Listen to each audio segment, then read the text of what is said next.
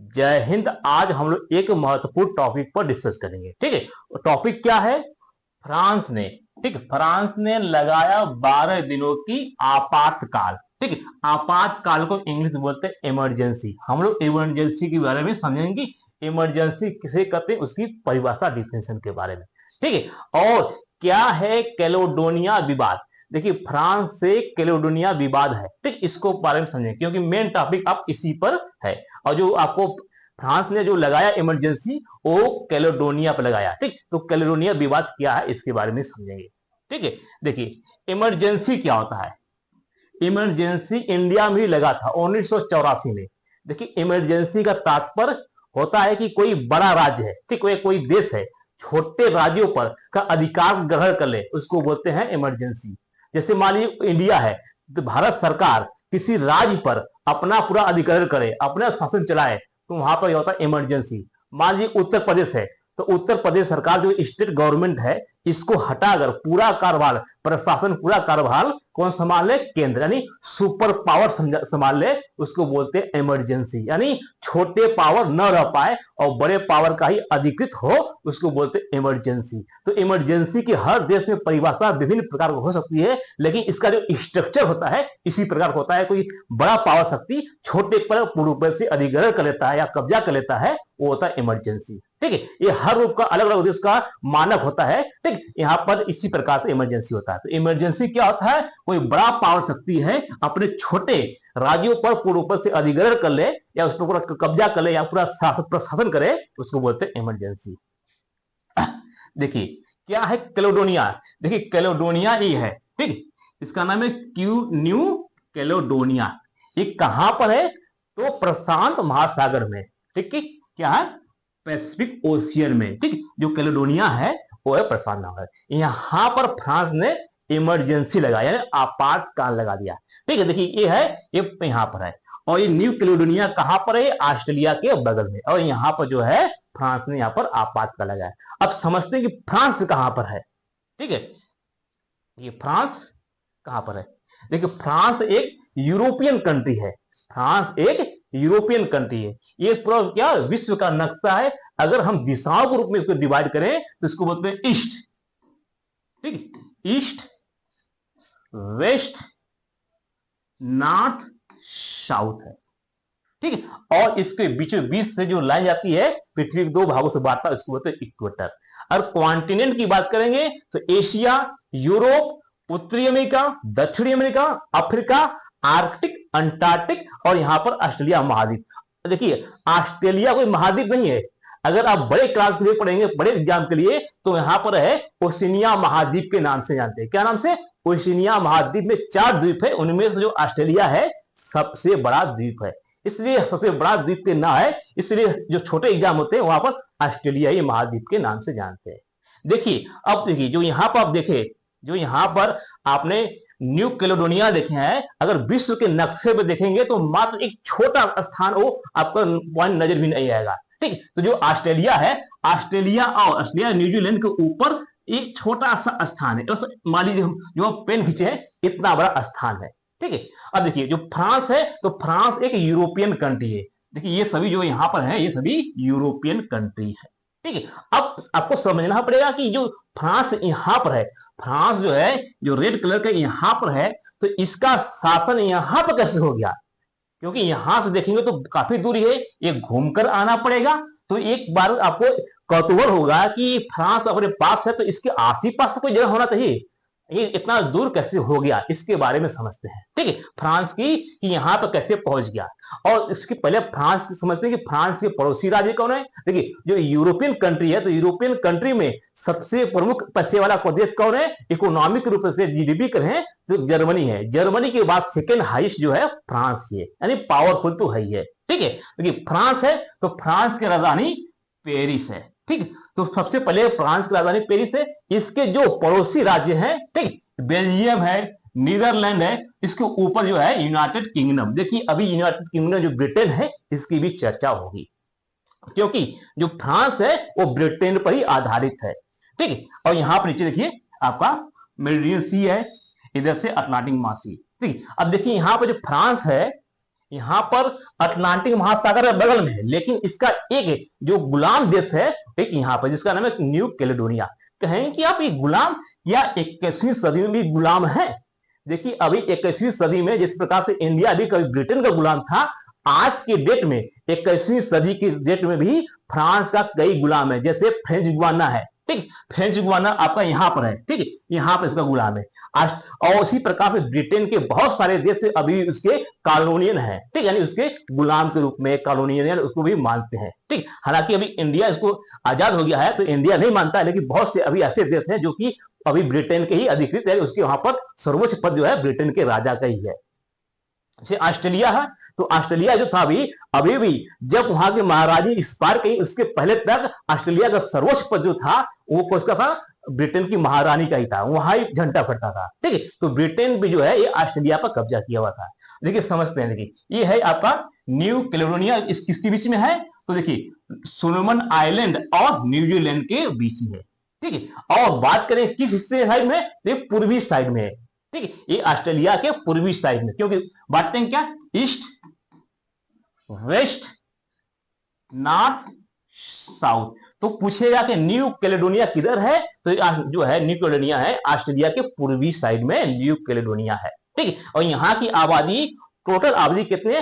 2.5 लाख है। कितने? 2.5 लाख। 2.5 लाख नाम मात्र है, ठीक है। अब समझते हैं कि फ्रांस ने यहां तक कैसे पहुंचा, ठीक है। देखिए फ्रांस है, तो फ्रांस के बगल में जो आपको बताएं ये कि जो ये है राज्य है, ये ऊपर जो है ये ब्रिटेन है। और एक समय में आज से जो अमेरिका इस समय जो सुपर पावर बना हुआ है, आज से लगभग 70 से 80 वर्ष पहले जो है जो दो पावरफुल शक्तियां कहां थी? अपने यूरोप की थी। एक था ब्रिटेन था, एक फ्रांस। आपने देखे होंगे कि फर्स्ट वर्ल्ड वॉर और सेकेंड वर्ल्ड वॉर जो है ये जो नायक थे आपके फ्रांस और ब्रिटेन थे। तो अमेरिका तो अभी उभरा हुआ है, लगभग 60-70 वर्ष हुआ, लेकिन जो यहाँ पर पूरे विश्व में जो अपना डंका बजाते थे ब्रिटेन और फ्रांस, यानी पूरे विश्व में जो कब्जे का नाम होता था ब्रिटेन और फ्रांस। ब्रिटेन को कहा जाता है कि इसका कभी सूर्य उदय अस्त ही नहीं होता। क्या कभी इसका उदय सूर्य अस्त ही नहीं होता? क्योंकि यहां से लेकर चारों तरफ इसका कब्जा था, ठीक है। तो अब समझते हैं कि फ्रांस, देखिए फ्रांस तो समझ लीजिए, फ्रांस के बगल में आपका ब्रिटेन है, ठीक है, समझ गए। तो फ्रांस के बगल में कौन सा? ब्रिटेन। देखिए ये एरिया, ये फ्रांस वाला, देखिए, ठीक है। देखिए फ्रांस के बगल में ऊपर कौन सा है? ब्रिटेन है। हम चर्चा करते हैं ब्रिटेन से। देखिए यूरोप में, ये यूरोप के जितने भी कंट्री हैं, यहां पर एक खासियत है कि यहां पर कोई उत्पादन नहीं होता है। जिस प्रकार से एशिया में, इंडिया में, पाकिस्तान में यहां पर क्या है? खाद्यान्न की बहुत अधिक मात्रा थी। आज से अगर एक अनुमान लगाइए लगभग 300-400 वर्ष पहले, तो कोई टेक्नोलॉजी थी नहीं। अब खाने पीने के लिए जो यहाँ के लोग थे, यहाँ पर क्या पूरा बर्फबारी होती है, बर्फबारी होती है और यहाँ पर कोई भी फसल नहीं होता। यानी ये जो ऐसा यूरोप का जो कंट्री है, ऐसा इन्वायरमेंट है, यानी यहाँ पर न खाने पीने की कोई वस्तु होती है। लेकिन हमारा जो एशिया में विशेष तौर से बात करें, जो इंडिया के आसपास जो देश हैं, यहाँ पर खाने पीने की चीज जो है आसानी से उपलब्ध होती है। अब यहाँ पर जो यूरोपियन कंट्री है, देखिए यूरोपियन कंट्री में खाने पीने की वस्तु नहीं होगी तो क्या है? अपने देश से बाहर निकलेंगे। सपोज करिए कोई व्यक्ति आपके पड़ोस में है जो कि काफी गरीब है या उसके पास कुछ नहीं है, तो अपना शहर छोड़कर दूसरे शहर में जाएगा कमाने के लिए, क्योंकि उसे जीविका चलाना है। उसी प्रकार जो यूरोपियन कंट्री है, यूरोपियन कंट्री आज से 400 से 500 वर्ष पहले जो है यहाँ पर खाने पीने की कोई वस्तु होती नहीं थी, तो अपने खाने पीने आजीविका के लिए ये भ्रमण करते थे, यानी बाहर निकलते थे कि हमको खाने पीने की वस्तु कहां मिले, ठीक है। तो ऐसे जब निकलते थे तो जहां पर निकलते थे उस देश पर कब्जा करते थे, यानी यहां पर था नहीं, अब जहां पहुंचते थे तो वहां पर अधिग्रहण करने लगते थे, क्योंकि वहां पर वस्तु खाने में। इसी प्रकार से इंडिया भी गुलाम हुआ था, ठीक है, चाइना भी था, यानी जो इधर सभी देश है ये इसी प्रकार से गुलाम हुआ था। और इंडिया के जो परपक्ष क्या था कि इंडिया में सब कुछ खाने के उपलब्ध होता है, इसलिए बाहर नहीं निकलते। अब इंडिया की अभी भी मानसिकता यही है, आप लोग गांव देहात में होंगे तो यही होगा कि अगर आपके पास खाने पीने की जमीन हो, पैदावार होती है, तो आप घर से बाहर नहीं निकलते, यानी अपने स्टेट से बाहर नहीं निकलते। क्यों? क्योंकि आपको खाने पीने की सुविधा है, तो आपको कहेंगे जो हमारी आजीविका चले तो हम बाहर क्यों जाए। हमारी ये मानसिकता है। और दूसरी मानसिकता ये थी, एक कहावत थी कि भारत में कि जो पुराने लोग थे वो कहते थे कि समुद्र लांघना पाप है क्या? देखिए इंडिया इंडिया नीचे हिंद महासागर है, तो वहां पे पहले कहावत था कि समुद्र लांघना पाप है, यानी इसको समुद्र को लांघना नहीं चाहिए। इसी प्रकार से जो भारत के जो राजा मोहन राय ने इसको तोड़ने के लिए किया, तो इन्होंने जो यहाँ से एक बार इंडिया से ब्रिटेन गए हैं, तो ब्रिटेन जाने के बाद वो आए नहीं, क्योंकि वहां पर जो है वो बीमार हो गए थे। ठीक है, तो वो भ्रम तोड़ने के लिए गए थे, हालांकि उनको बीमारी की वजह से लौट नहीं पाए। तो इंडिया में ये कल्चर था, या इंडिया में ये मानसिकता घिरा हुआ था कि हमको समुद्र लांघना नहीं। और दूसरा रीजन ये था कि हम लोग को खाने पीने की वस्तु जो है उपलब्ध होती थी, लेकिन ब्रिटेन के लोग या ब्रिटेन फ्रांस या डच के पुर्तगाल है, यहाँ पर खाने पीने की चीज नहीं थी। तो इसी प्रकार से जो ब्रिटेन कहा, तो ब्रिटेन का एक ब्रिटेन का व्यक्ति भ्रमण करते हुए पहुंच गया कहां पर? ऑस्ट्रेलिया महाद्वीप। ऑस्ट्रेलिया महाद्वीप के पूर्वी साइड पर, देखिए जो पूर्वी साइड पर ये पहुंच गया, पूर्वी साइड पर। ठीक है, और इसका नाम क्या था? कुक। इसका नाम था कुक। कहां का था? ब्रिटेन का था। ठीक है, ब्रिटेन का। एक कब पहुंचा था? 1770 में। 1770 में घूमते घूमते खोज करते हुए अपने आजीविका में पहुंच गया ऑस्ट्रेलिया महाद्वीप। और ऑस्ट्रेलिया महाद्वीप पर देखा कि अरे यहां पर तो कुछ खाली है, यहां पर थोड़ा बहुत जो है ट्राइब रहते हैं, जनजाति रहती हैं। तो जाकर अपने देश में बताया, ब्रिटेन में, कि अरे हम यहां से एक दूरी पर एक आइलैंड खोजे हैं जहां पर लोग रहते नहीं है। तो ब्रिटेन में पूछे कि वहां पर क्या है, तो बोले कि वहां पर कुछ है नहीं, यहाँ पर 3/4 क्या मरुस्थल भूमि है। आपने ऑस्ट्रेलिया का जाने होंगे कि ऑस्ट्रेलिया की जो भूमि है वो लगभग 3/4 यानी 3 हिस्सा जो है वो क्या है? आपकी बंजर भूमि या मरुस्थल भूमि है। ठीक, और मैक्सिमम जो पॉपुलेशन जो है आपका कोस्टल यानी किनारे एरिया पर पाया जाता है। ठीक है, तो पूर्वी घाट की जो खोज की थी किसने? कुक नामक वैज्ञानिक ने खोजी। कुक नामक एक व्यक्ति ने खोजी। वो कहां के थे? ब्रिटेन के थे। उसी प्रकार से पूछे पश्चिमी घाट यानी पश्चिमी दिशा का या पश्चिमी जो है पार्ट है, इसकी खोज किसने की थी? तो ये 1616 में खोज की थी। इनका नाम था जेम्स जेंसुन। ठीक, तो ये 1616 में खोजे थे, 1616 में। तो इस पर चर्चा हमको नहीं करना, हमको चर्चा करना है यहाँ पर। ठीक है, अब देखिए एक जब खोजे तो यहाँ पर ब्रिटेन वाले सोचे कि ठीक है ये स्थान मिल गया है, तो यहाँ पर इस स्थान पर ब्रिटेन वाले क्या के हैं? जो ब्रिटेन में उपद्रव करते थे, जो आंदोलन करते थे, जो ब्रिटेन के लोगों को पसंद नहीं होता था, वहां के व्यक्तियों को उठाकर यहाँ पर ला देता है। पनिशमेंट के रूप में ब्रिटेन ने एक अपना कानूनियन बना दिया ऑस्ट्रेलिया को। हालांकि ऑस्ट्रेलिया जो है वहां पहले से जनजाति रहती थी, लेकिन जो ब्रिटेन में जो भी लोग वहां पर आक्रमण करते थे या जो आंदोलन करते थे, यानी एक प्रकार का जो ब्रिटेन का ये क्या हो गया? जेल बना दिए गए थे यहाँ पर ब्रिटेन में। ठीक, जिस प्रकार से इंडिया में था, तो इंडिया का जो जेल बनाए थे क्या? अंडमान निकोबार, जिसको काला पानी का सजा कहते हैं, उसी प्रकार से यहाँ पर क्यों किया? तो क्योंकि अगर किसी भी अपराधी को यहाँ से दूर कर देंगे तो अपने स्थान पर पहुंच नहीं पाएगा, यानी यहां से देखेंगे तो कई हजारों किलोमीटर से, क्योंकि ये घूमकर आता है। और उस समय क्या? 2 महाशक्तियां थी, एक ब्रिटेन था, एक फ्रांस। और जो कुक है ये खोजते खोजते ये अगवा बढ़ गया। ठीक, ऑस्ट्रेलिया खोजा, अब खोजते खोजते अगवा बढ़ गया, तो एक और आइलैंड मिला। ठीक, एक छोटू सा आइलैंड जिसका नाम था न्यू कैलेडोनिया। अब जो न्यू कैलेडोनिया मिला, तो फ्रांस वाले कहे, ये फ्रांस वाले कि अरे जिस प्रकार से ब्रिटेन अपने अपराधियों को उठाकर यहाँ पर करता है, अपने षड्यंत्रकारियों को उठा के ऑस्ट्रेलिया बसाता, उसी प्रकार से फ्रांस वाले भी क्या किए? इस आइलैंड के लेकर न्यू कैलेडोनिया पर बसाना शुरू कर दिया, यानी एक प्रकार का प्रिजनर के रूप में, एक प्रकार जेल के रूप में रखना किए। तो ब्रिटेन का जेल जो था वो ऑस्ट्रेलिया को बनाया था, और जो फ्रांस है अपना न्यू कैलेडोनिया पर। तो अभी तक जो न्यू कैलेडोनिया है ये अभी तक क्या है? ये फ्रांस का गुलाम है। तो फ्रांस के गुलाम है, तो जो न्यू कैलेडोनिया है, यहाँ की जनता की मांग थी कि हमको आजाद करो, हमको स्वतंत्र हो, आप हमारे ऊपर अधिकार मत करो। ठीक, इसी के लेकर जो यहाँ पर है कुछ आंदोलन हुआ, इसी को लेकर फ्रांस ने यहाँ पर क्या किया? इमरजेंसी लगा दिया। समझ गए? तो यहाँ पर फ्रांस और ब्रिटेन समझ गए। अब देखिए आगे चलते हैं। देखिए यहाँ पर क्या है? New Caledonia. ठीक, किनके बीच में? नीचे न्यूजीलैंड, ऊपर है सोलोमन आइलैंड के बीच में आपका न्यू कैलेडोनिया है। ठीक है, देखिए यहाँ पर France declare emergency in new Caledonia. ठीक, यहाँ पर जो इमरजेंसी घोषित किया, यहाँ पर 4 व्यक्तियों की मौत हो गई। ठीक, 200 से अधिक दंगाइयों को गिरफ्तार कर लिया गया, और 64 पुलिस अधिकारियों को सहित सैकड़ों घायल यहाँ पर हुए। ठीक है, और यहाँ के पॉपुलेशन कितने हैं? लगभग 2.5 लाख पॉपुलेशन है, जिनमें से 1/3 यानी 1/3 जो है वो जो मूल निवासी कहाँ के? फ्रांस के मूल निवासी है। ठीक है। और जो न्यू कैलेडोनिया के निवासियों को कहा जाता है कनक कहा जाता है। क्या? जो जो न्यू कैलेडोनिया है उसके मूल निवासी को कनक कहा जाता है। ठीक, ये है आंदोलन के भीषण परिणाम है, जो कि आंदोलन में यहाँ पर अग्निवारी और यहाँ पर जनता ने आंदोलन किया है। ठीक है। और यहाँ पर देखिए, और जो वहां के मूल निवासी है वो गोरे नहीं होते हैं, क्या होते हैं? डार्क होते हैं, वो काले होते हैं, लगभग डार्क साइड होते हैं। ठीक, ये क्या है? ये आंदोलन का परिदृश्य है। ठीक है। अब आगे देखिए, अब हम बात करते हैं न्यू कैलेडोनिया। देखिए, न्यू कैलेडोनिया यहाँ पर इसके बगल में क्या है? लॉयल्टी आइसलैंड, जिसको दो भागों में है, लेफो और मेयर। ठीक, अब देखिए, आज से यहाँ आज से जो लगभग 250-300 वर्ष पहले करेंगे तो वहां पर मशीनी सिस्टम नहीं होती, और मशीनी सिस्टम न होने के कारण मैन पावर की आवश्यकता अधिक होती है, यानी लोगों की आवश्यकता अधिक होती है। खेती बाड़ी या किसी भी काम करने के लिए मैन पावर की आवश्यकता अधिक होती है। तो क्या करता था फ्रांस है, यहां से लॉयल्टी आइसलैंड से लाता था आपको यहाँ पर न्यू कैलेडोनिया में, और न्यू कैलेडोनिया से विभिन्न अपने जो क्षेत्र है वहां पर भेजता था। ठीक है। तो देखिए, अब यहाँ पर जो न्यू कैलेडोनिया है, यहाँ पर सबसे बड़ा जो स्टेट है उसका नाम है ग्रांड टेरे, और इसकी राजधानी कहाँ पर है?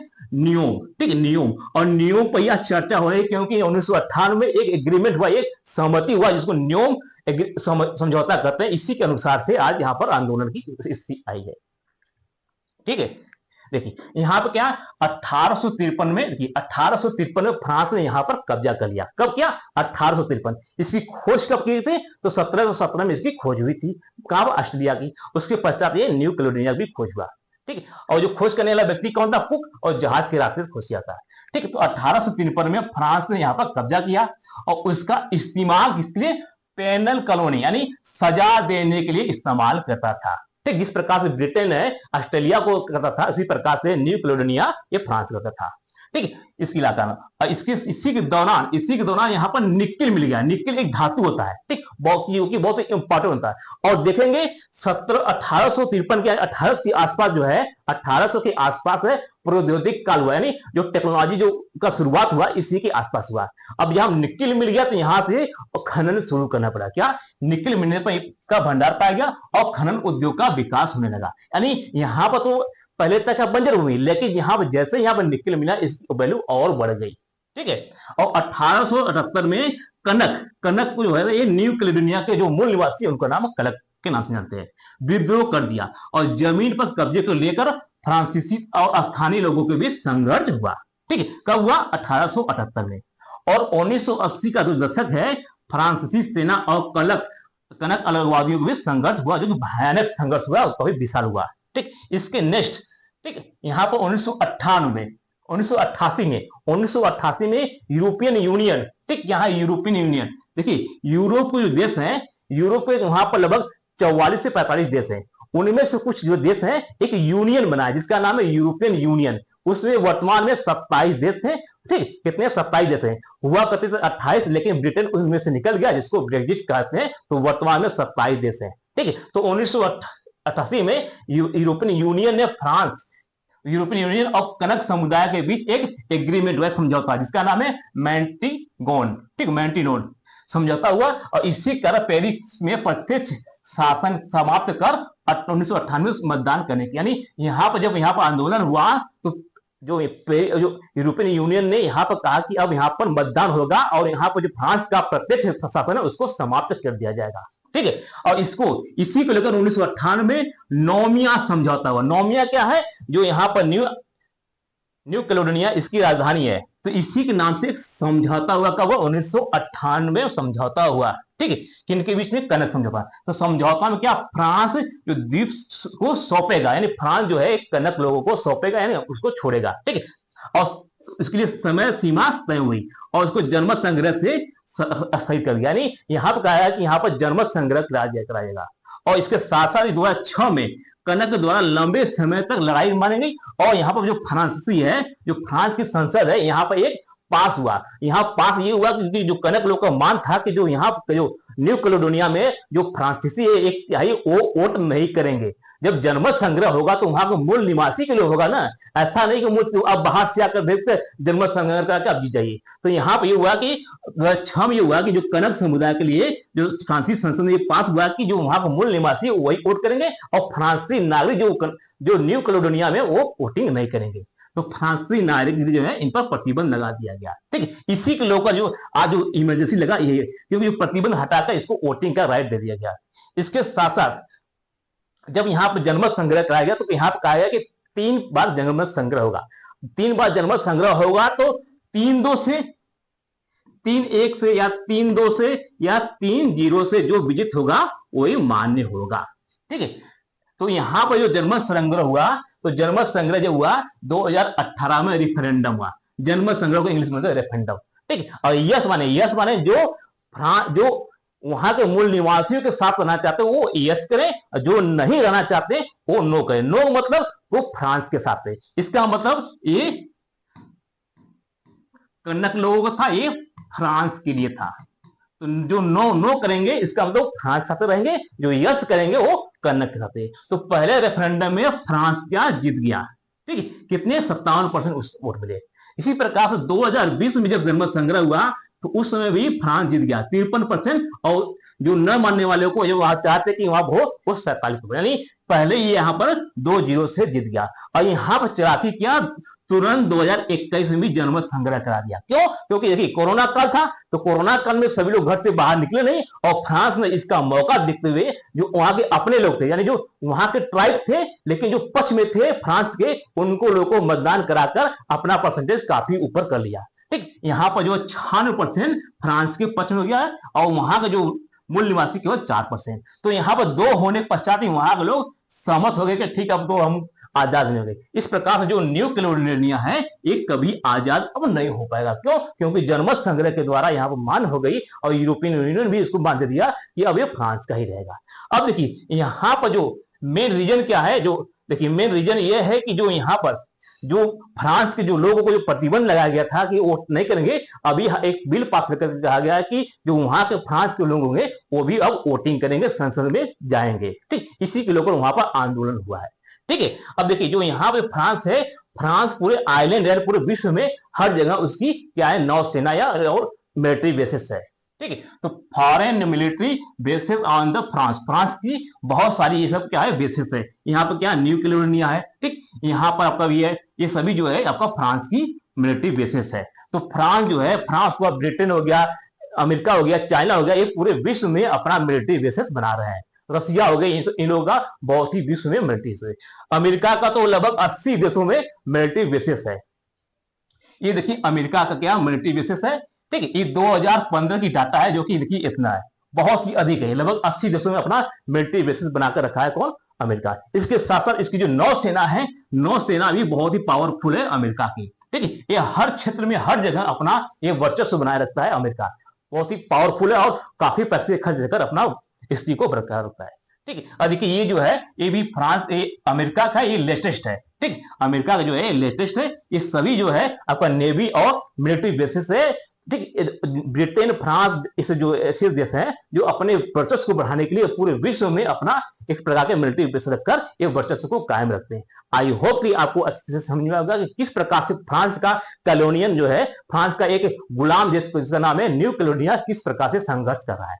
आप समझे होंगे कि इमरजेंसी क्या होती है। ठीक, अच्छे से समझ आएगा। मिलते हैं नेक्स्ट वीडियो में। जय हिंद।